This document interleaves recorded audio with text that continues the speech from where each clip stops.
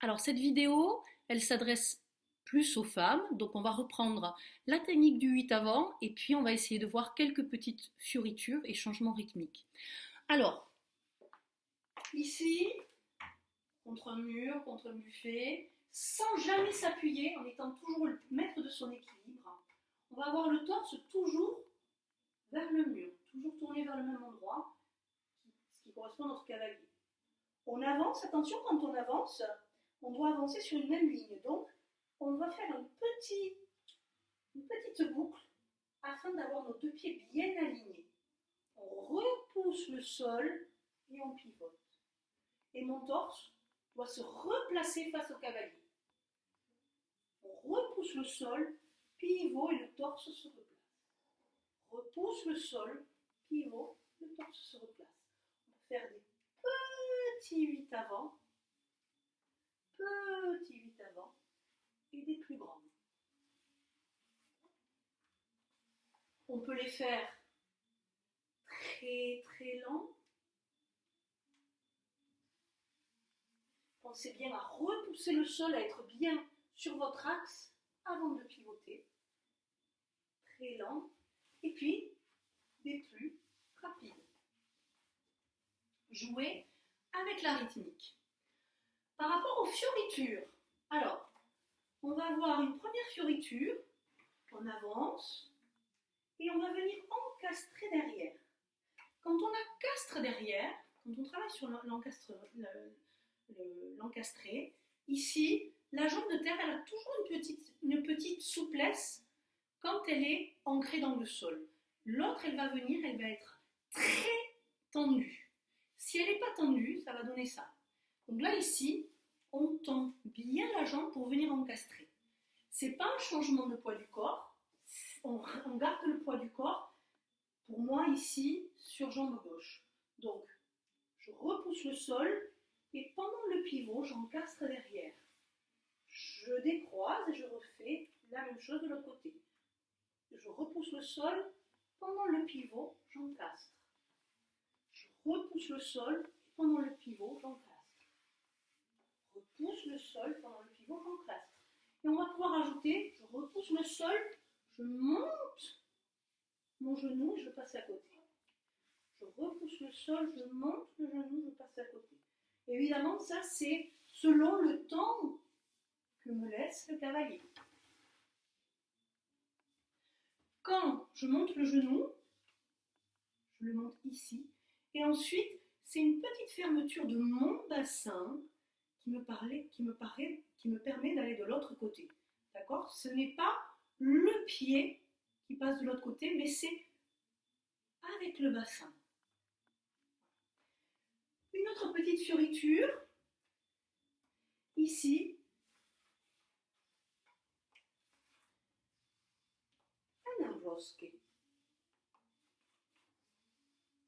Donc le pivot, ici, vient du pied en fait, du mouvement du pied. On va faire ce mouvement-là où on vient croiser devant. Le bout du pied, ici, vient croiser devant jusque là. Et là, c'est comme si quelqu'un me tirait par le bout de la chaussure et me fait pivoter. Là, et c'est par le bout du pied que je pivote. Là, c'est pas une action de mes hanches, c'est vraiment le bout du pied. Donc je laisse partir le bout du pied, hop, et je pivote. Hop, et je pivote. Et je pivote. Et je pivote. Et je pivote. Et je pivote.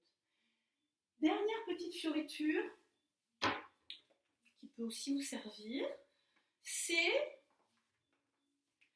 une petite boucle qui termine le pivot. Donc ici, devant nous, la petite boucle, c'est ça. Petite boucle qu'on vient de faire. À part que quand le bout de mon pied passe à côté de ma chaussure, de mon autre pied de terre, de ma jambe de terre, ça va générer un pivot. Donc ici, là, petite boucle et pivot. Petite boucle et pivot. Par rapport aux positions de mes hanches, quand je suis dans cette position, là, ici, la hanche est très ouverte, et mon pied vient vraiment vers l'intérieur. Mon talon vient vraiment vers l'intérieur. ici. Ça, c'est la position. Pas très jolie, mais c'est qu'un passage. Ici, et ensuite, je pivote. Donc, pas, pivot, pivot. Petite boucle et pivot. Petite boucle et pivot. Petite boucle, pivot.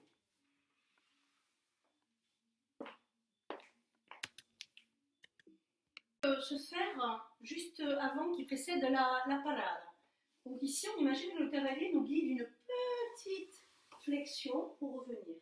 Ça, son pied est là et on va passer de l'autre côté. Donc ici, petite flexion, évidemment guidée par le cavalier. La jambe reste bien à côté.